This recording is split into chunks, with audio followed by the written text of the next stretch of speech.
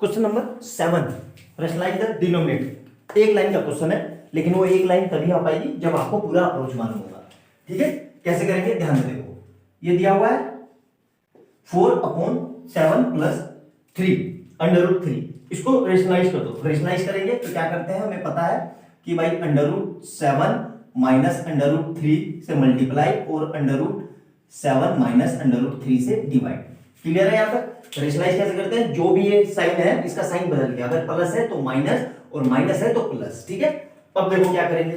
अब वही चीज एज इट इज लिख दो 4 और इसकी मल्टीप्लाई इससे, मतलब √7 माइनस √3 अपॉन में। ध्यान से देखना, इसकी मल्टीप्लाई नहीं करेंगे अभी बता रहा हूं क्यों नहीं करेंगे, इसको ऐसे लिखेंगे।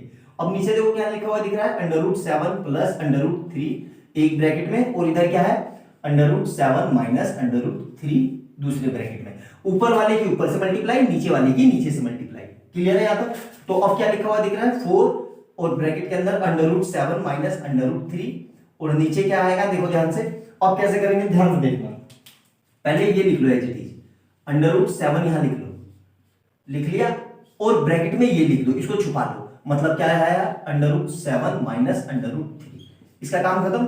अब ध्यान से देखना अगला क्या बता रहा हूं मैं, ये देखो अब क्या लिखना है, प्लस कैसा साइन है प्लस का, तो प्लस में √3 और ब्रैकेट के अंदर ये पूरा, मतलब √7 माइनस √3 ऐसे ही रहा। क्लियर है यहां तक? एक स्टेप बिल्कुल स्टेप बाय स्टेप, मेरे ख्याल से कोई दिक्कत नहीं होगी यहां तक।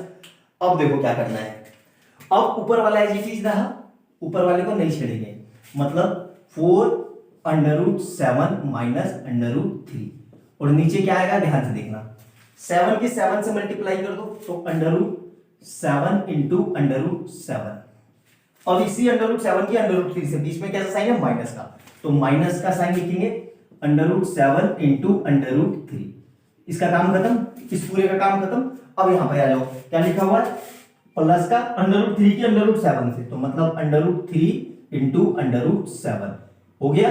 अब बीच में कैसा साइन है प्लस इंटू माइनस, प्लस की मल्टीप्लाई माइनस है तो माइनस का प्लस माइनस माइनस, मतलब √3 इंटू √3।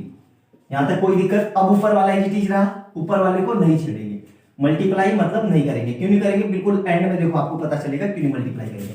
हमें पता है अंडर में जब दो नंबर एक जैसे हो मल्टीप्लाई में तो पूरे पूरे हो जाते हैं, मतलब 7 माइनस अंडर के अंदर मल्टीप्लाई हो जाती है, मतलब 7 की 3 से मल्टीप्लाई होगी तो √21। ठीक है, अंदर अंदर हो जाएगी। यहां पे भी देखो प्लस का √21 और उधर क्या आएगा माइनस का 3। तो देखो ये प्लस का है, ये माइनस का है, ये प्लस का है, ये दोनों आपस में कट जाएंगे। तो क्या लिखा हुआ दिख रहा है 4/√7 माइनस √3 अपॉन में 7 माइनस 4, 7 माइनस 3, तो क्या आ रहा है 4 ब्रैकेट के अंदर √7 माइनस √3 अपॉन 4, और इस 4 से ये 4 कट गया, यही हमारा आंसर है। आया समझ में? अब देखो इसको एक लाइन में कैसे करेंगे, एमसीक्यू में आ जाएगा, तो ध्यान से समझना, ध्यान से समझना एक लाइन में कैसे करेंगे अगर ये एमसीक्यू में आ गया तो। ध्यान से समझना बहुत अच्छे से। देखो 7 माइनस, नीचे क्या लिखा हुआ है 7 और 3, तो 7 माइनस 3 करो, कितना आ रहा है 4।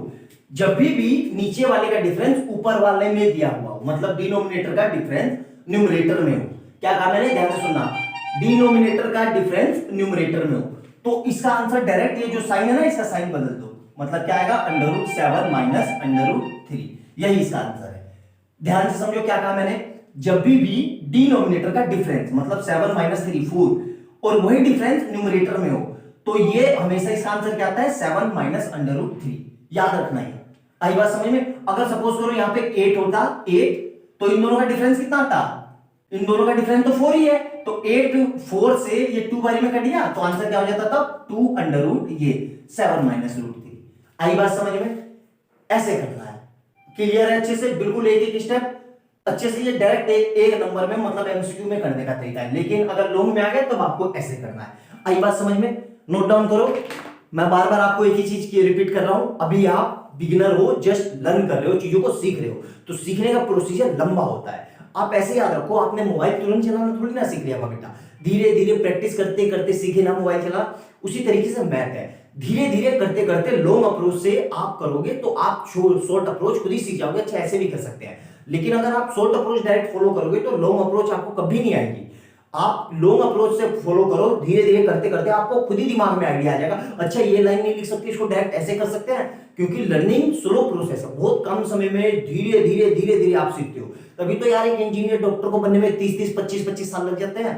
क्यों? क्योंकि उनको सीखना होता है। आई बात समझ में? तो अच्छे से समझो, मेरी बातों को समझो, मैं आपका टीचर हूं, अच्छे से आपको इसलिए समझा रहा हूं क्योंकि आप पूरे साल यही गड़बड़ी करते हो, फिर सीख नहीं पाते हो तो परेशान रहते हो। बजाय आप परेशान होने के, वो चीजों को अभी सीखो ना यार, आपके पास टाइम है अभी वर्कलोड भी ज्यादा नहीं है, आपको होमवर्क भी नहीं मिलेगा अभी, जब क्लास स्टार्ट हुई है थोड़ा थोड़ा ही काम मिलेगा, आराम से सीख सकते हो। फिर बाद में काम बढ़ जाएगा, बर्डन बढ़ जाएगा तो आपकी दिक्कत हो जाएगी।